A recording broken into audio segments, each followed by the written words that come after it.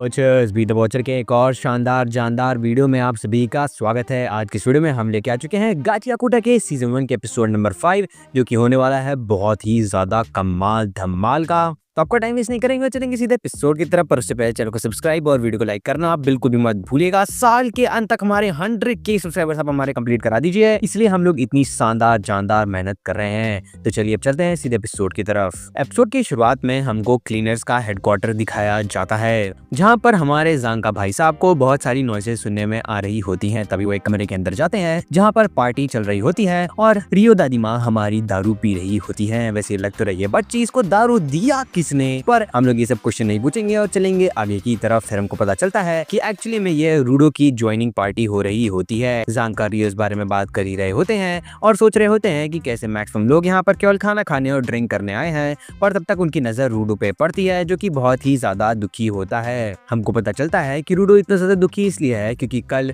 उसका vital instrument बिल्कुल भी काम नहीं किया था, तो उसको बहुत खतरनाक गिल्ट हो रहा होता है। फिर हमारे जांका और रियो कल के जॉब के बारे में बात करने लगते हैं और स्ट्रेंज ट्रैश बीट के बारे में बात करने लगते हैं, जिसका इनकाउंटर रियो से हुआ था। हमको पता चलता है कि ट्रैश बीस्ट का कोर एक्चुअली में एक ऑब्जेक्ट था, ना कि कोई एनिमा, जो कि बहुत ही ज्यादा सरप्राइजिंग बात थी इनके लिए। पर क्योंकि ये हायर अप्स की चिंता करने वाली बात थी, इसीलिए रियो ने ये सोचना छोड़ दिया था। एनीवेज हमको आगे ये भी पता चलता है कि इंजन और सेम्यू भी थोड़ी देर में हायर अप से बात करने के बाद यहाँ पर आने वाले होते हैं इस पार्टी को ज्वाइन करने के लिए। फिर हमको रूडो दिखाया जाता है जो कि सर नीचे करके बड़ा चिंतित होता है। तभी उसके पास आके एक बंदा बैठ जाता है जो कि खुद को इंट्रोड्यूस करते हुए बताता है कि उसका नाम ग्रिस है। हमको पता चलता है कि ग्रिस बहुत ज्यादा थैंकफुल होता है रूडो का, क्योंकि उसने कल बचाया होता है फॉलो को। पर वहीं दूसरी तरफ रूडो बहुत ज्यादा दुखी अभी भी होता है, क्योंकि उसके हिसाब से वो बहुत ही ज्यादा यूजलेस था और उसको अंत में ग्रिस और रियो की मदद की जरूरत पड़ी ही, जिसपे ग्रिस कहता है कि फिर भी थैंक यू। फिर ग्रिस हमको एक लंबी चौड़ी गाथा सुनाता है। बेसिकली जितने भी लोग ज्वाइन करते हैं क्लीनर्स की तरीके से, वो लोग सपोर्टर्स को बहुत ही ज्यादा अपने से नीचे सोचते हैं। इसी कारण से बहुत सारे से सपोर्टर आगे गिवर बन करके क्लीनर्स को ज्वाइन करना चाहते हैं, पर फोलो एक्चुअली में एक सपोर्टर ही रहना चाहता है गिवर बनने के बाद भी, और इसीलिए वो हमेशा अपने आइटम की प्रिपरेशन करता रहता है। इसके अलावा हमारा ग्रिस थैंकफुल इसलिए होता है क्योंकि हमारा रूडो बिल्कुल भी सपोर्टर्स को सेकंड हैंड मटेरियल की तरह नहीं समझता था। इसके अलावा ग्रिस ये भी बोलता है कि अगर तुम्हारे पास कोई एक सपना था जो कि तुम सरफेस के ऊपर फॉलो करना चाहते थे, तो तुम्हें उसके बारे में यहाँ पे भी सोचना चाहिए। अगर तुम ऐसा करोगे, अगर तुम खुद में विश्वास रखोगे और अगर तुम अपने फर्स्ट प्रिंसिपल्स पे वापस चले जाओगे, तो फिर तुम्हारी जिंदगी आसान हो जाएगी। उसका कहना ये होता है कि ऑब्वियसली तुम अब ऊपर नहीं हो और तुम्हारी जिंदगी बहुत ज्यादा कठिन हो गई है, पर कम से कम तुम जिंदा हो और तुम हमारे साथ हो। तब तक हमारा रूडो ये सब सुन के एकदम से रोने वाला होता है। तभी वहाँ पर इंजन आ जाता है, उसके ऊपर लड़ने लगता है और बोलने लगता है कि आहा क्या टट्टी की है मैंने, पूरा पेट साफ हो गया, मजा ही आ गया जी। इसके बाद वो कहने लगता है रूडो से कि तुमने अभी तक खाना क्यों नहीं खाया। फिर रियो और जांका भी इस कन्वर्सेशन को ज्वाइन करने लगते हैं और बोलने लगते हैं कि सबसे ज्यादा खाना तो रियो ने ही खा लिया है और हमारे स्टार हो तुम, तो चलो अब हम लोग चल के उस तरफ खाना खाते हैं। ग्रिस भी वही इंडिकेट कर रहा होता है। रियो ये सब देख के, ये फैमिलियर फीलिंग महसूस करके कुछ तो खुश हो रहा होता है, उसके अंदर इमोशंस तो मूव कर रहे होते हैं। फिर रूडो भी उठ के उनके पीछे पीछे जाने लगता है। फिर हमारा बंदा यानी कि इंजन बताता है कि चलो भाई साहब मैं तुम्हें कुछ दिखाता हूँ, और वो दिखा रहा होता है एक बंदे को जो कि स्प्रे पेंट कर रहा होता है एक दीवार के ऊपर। हमको पता चलता है कि इसका नाम गॉब है और ये कभी भी किसी भी चीज से डिविएट नहीं होता है। और हमारा गॉब दीवार पे कुछ तो पेंटिंग बना रहा होता है। सब लोग कह रहे होते हैं कि ये बहुत ही ज्यादा बदबू दे रहा है, कम से कम एक विंडो तो खोल दो, पर वो किसी का रिप्लाई नहीं दे रहा होता है, बल्कि वो आगे बढ़ता चला जा रहा होता है। तब तक इंजन उससे कहता है कि अगर तुम पूप नहीं बनाओगे तो चाहे जो बना दो, जिसपे वो कहता है कि मैं इसकी गारंटी नहीं दे सकता हूँ। फिर वो दीवार पे कुछ लिखने लगता है और इसी के साथ साथ सीन कट हो जाता है। सीन कट होने के बाद हमको वही बंदे दिखाए गए होते हैं जो कि रूडो को पकड़ करके लेकर के गए होते हैं और उनकी काफी अच्छे से कटाई छटाई कोई एक बंदा कर रहा होता है। फिर हमको रूडो का डिस्क्रिप्शन मिलता है, जिसका डिस्क्रिप्शन कुछ ऐसा होता है कि उसके सफेद बाल हैं जो कि अंत में जाकर के काले हो जाते हैं और इस सरफेस के बंदे के अंडर आईज भी हैं, और फाइनली ये इनके लिए बहुत ही कमाल का सूवेनियर होने वाला था। बेसिकली ये बंदा रूडो को पकड़ने वाला होता है। फिर आता है इंट्रो और इंट्रो आने के बाद सीन कट होता है और हमको दिखाई जाती है सेम्यू जिनके पास एक नई रिक्वेस्ट आई होती है। बेसिकली वो सारे क्लीनर्स को इकट्ठा करती है, सारे मतलब ज़ांग और रूडो को, और वो बताती है कि एक्चुअली में उसके पास एक नई रिक्वेस्ट आई है कि एक बिजनेसमैन है जिसका एक ऑब्जेक्ट कोई उठा ले गया है, और वो उठा ले जाने वाला कोई और नहीं बल्कि एक ट्रैश बीस्ट होता है, और जो ऑब्जेक्ट उठ गया होता है वो एक्चुअली में सरफेस से आया एक और बंदा है। ये सुन के हमारा रूडो बहुत ही ज्यादा विचलित होने लगता है, पर फिर भी वो वहां पर जाने के लिए तैयार हो जाता है। और क्योंकि ये चीजें इससे रिलेटेड होती हैं, इसी कारण से एक ट्रेनी होने के बावजूद भी हमारी सैमुरे ने उसको इस मिशन पे जाने के लिए बुलाया होता है। हमको ये भी पता चलता है कि एक्चुअली में पहले इंजन जाने वाला होता है रूडो के साथ, पर इंजन को कुछ और काम आ जाता है और उसको ज़ांका के ऊपर बहुत ज्यादा भरोसा होता है, इसलिए वो ये कहता है कि जब तक ज़ांका जा रहा है तब तक सब कुछ ठीक हो जाएगा। ये सुनने के बाद हमारा ज़ांका, जो कि इंजन का बहुत बड़ा फैन बॉय है, वो खुश भी हो जाता है।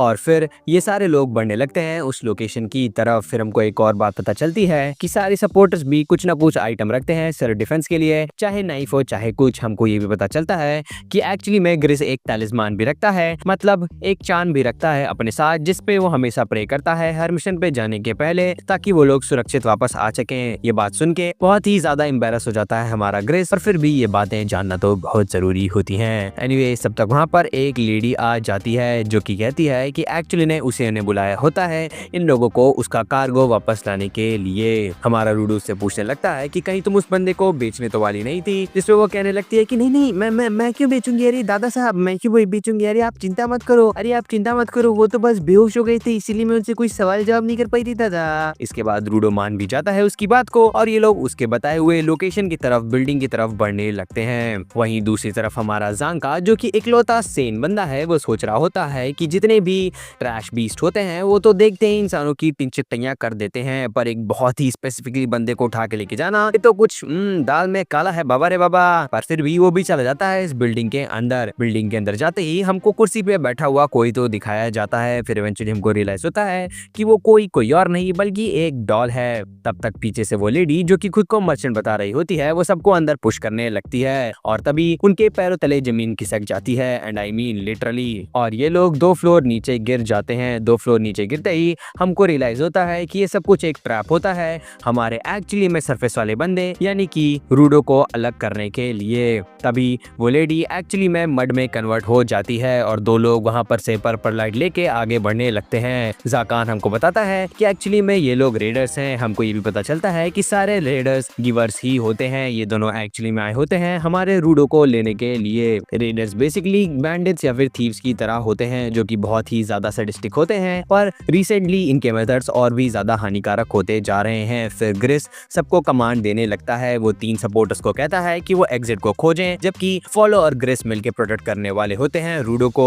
ये सुनने के बाद सब लोग अपने अपने लोकेशन की तरफ भागने लगते हैं। रूडो थोड़ा सा दुखी होता है, पर फिर भी वो भी वहां से भाग रहा होता है। फिर ग्रिस जाते जाते ज़ाकान को अकेले उन लोग को हैंडल करने के लिए बोलता है। वहीं पर रूडो अभी भी सोच रहा होता है कि काश वो लड़ सकता, पर ग्रिस उसको कंप्लीटली क्लियर कर देता है कि ये लोग किडनैपर्स की तरह नहीं है, और इनके पास क्या पावर है ये तुम्हें कभी भी नहीं पता चल सकती है, इसलिए यहाँ से कट लो बेटा।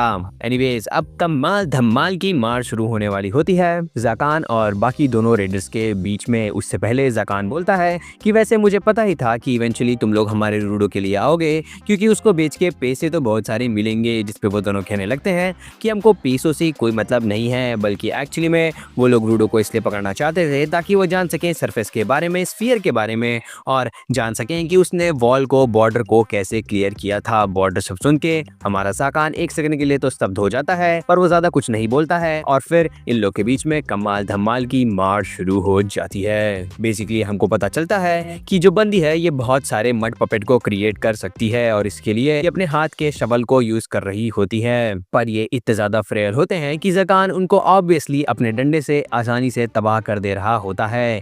पर तभी हमको रियल कैच पता चलता है। इन मिट्टी के पपेट्स के बीच में असली में वो टकलू भी कहीं से निकल आता है और ज़ाकान के ऊपर मुंह के बरसाने लगता है। फिर हमको उसकी चप्पलें दिखाई जाती हैं, जो कि स्नो पे वॉक करने वाली चप्पल जैसी होती है। फिर उसके ऊपर काफी सारी मड बॉल्स अटैक करने लगती हैं, और in mud shadows, mud persons के बीच में उसको स्पॉट द रियल वन खेलना होता है। वो लड़की इसका मजा भी ले रही होती है और कह रही होती है क्योंकि तुम लोग बहुत ही ज्यादा मड बीस्ट से फाइट करते हो, इसी कारण से तुमको पता नहीं चलेगा कि एक्चुअली में ह्यूमन दुश्मन से कैसे फाइट करते हैं। और फिर वो कहती है कि वो ये भी बताना भूल गई है कि एक्चुअली में कुछ लोकेशन पे उसने ऑलरेडी मड डाल के रखी है ताकि वो वहां पर फिसल जाए और एक्चुअली में नीचे सिंक होने लगे और एक बार वो लड़की हरा देगी ज़कान को, उसके बाद उसके और रूडो के बीच में कोई भी नहीं होगा। वो बहुत ही ज्यादा यैप कर रही होती है जिससे परेशान होकर हमारा फाइनली ज़कान क्रैश आउट हो जाता है और वो कहता है कि ए नल्ली बेरोजगार औरत, अब सुन, मुझे तुम्हारी पूरी की पूरी टैक्टिक समझ में आ गई है। तुम ऑब्वियसली शवल का यूज कर रही हो ताकि तुम मड्स के पपेट क्रिएट कर सको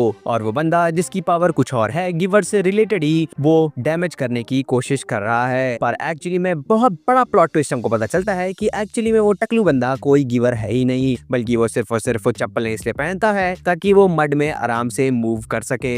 इसका मतलब कि ये दोनों बहुत ही प्यारे कपल होते हैं ज़कान की नजरों में, जो कि एक दूसरे के साथ परफेक्ट काम करते होते हैं। ये बोलने के बाद वो कहता है कि यही नहीं, एक्चुअली में तुम दोनों लोग कुछ भी कर लो पर तुम दोनों लोग अपने वाइटल आइटम को मेरे जितना नहीं जानते हो। मैं अपने वाइटल इंस्ट्रूमेंट की स्ट्रेंथ जानता हूँ, स्मेल जानता हूँ, टेक्सचर जानता हूँ, वगैरह वगैरह सब कुछ जानता हूँ। वो भी खुद पे एक रैंट पे चला जाता है और उसके बाद कहता है इसलिए मैं ये सब कर सकता हूँ। फिर वो अपने वाइटल इंस्ट्रूमेंट यानी कि डंडे को पटक देता है जमीन पे, जिससे कि बहुत बड़ा वाइब्रेशन क्रिएट होता है। फिर वो वाइब्रेशन के सहारे लोकेट कर लेता है एक्चुअली में असली वाले बंदे को और फिर दोनों को एक एक डंडे में निस्तो नाबूद कर देता है। और फिर वो सोचता है कि यहाँ का तो काम खत्म हो गया, पर इससे पहले वो कोई और डिसाइसिव कंक्लूजन पे पहुंच पाए, उसके पीछे से एक बंदा आता है कि अरे बाबू, काम तो तुम्हारा भी खत्म हो गया।